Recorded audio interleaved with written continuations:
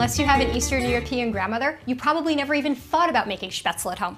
But in fact, it's just as easy as making pancakes. Really. And it's Spaetzle? I don't know, how do I say it? Spaetzle. Spaetzle. Okay, onward. Since I was thinking about Eastern Europe, I decided to pair the Spaetzle with cabbage, right? What could be more Eastern European than that?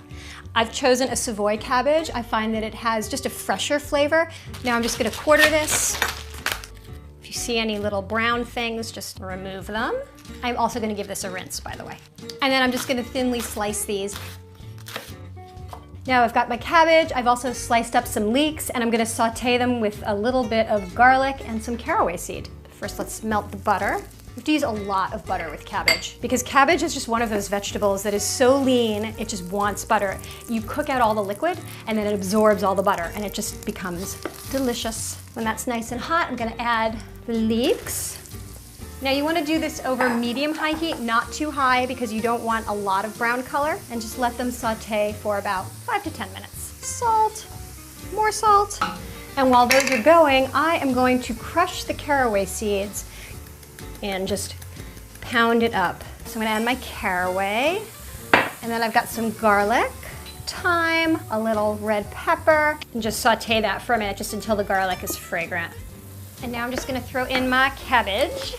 And use the biggest skillet that you have because this way you give your cabbage lots of room and it'll cook down more quickly. And if it gets a little brown and crunchy around the edges, even better. This is gonna take just a little while to cook down. And then I'm gonna add a little bit of apple cider vinegar. This just brightens all the flavors. And now this can just sit off the heat until we're ready for it. Now I'm gonna make the Spaetzle. Mix up the flours and the salt before I add my liquids. So I've just got regular flour and then a little bit of rye flour. Just adds a nutty, earthy flavor, very cozy in the winter. Eggs. Most of the milk I'm gonna leave a little bit because what happens is as the batter sits, it tends to thicken up, so you need a little bit of this milk to just add to loosen it. It's gotta be loose enough so that you can push the batter through the Spaetzle maker or the colander. Do not freak out if you use more milk than the recipe calls for. This stuff is very forgiving. And then this is what you want, just kind of a thick cake batter. And now I'm gonna cook these in boiling water with my Spaetzle maker. So I know what you're thinking. You're thinking, fine, that's great. She has a Spaetzle maker. I don't have a Spaetzle maker. I'm never making Spaetzle. But in fact, you can use your colander. It's just as easy. You just need a friend to help you. Danielle, Spaetzle! Hold that.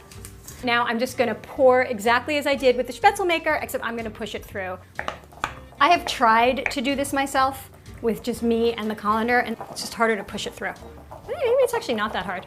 Actually, you know what? I actually don't need you. Okay, see. These little dumplings are just going right in the water. See? And then they cook pretty quickly. It just takes a minute or two. I think they're done.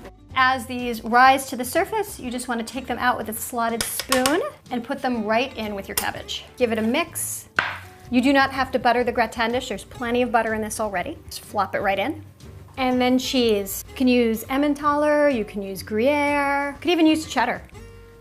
Now I'm gonna bake it until it is bubbling and golden brown. And that looks gorgeous. Yum.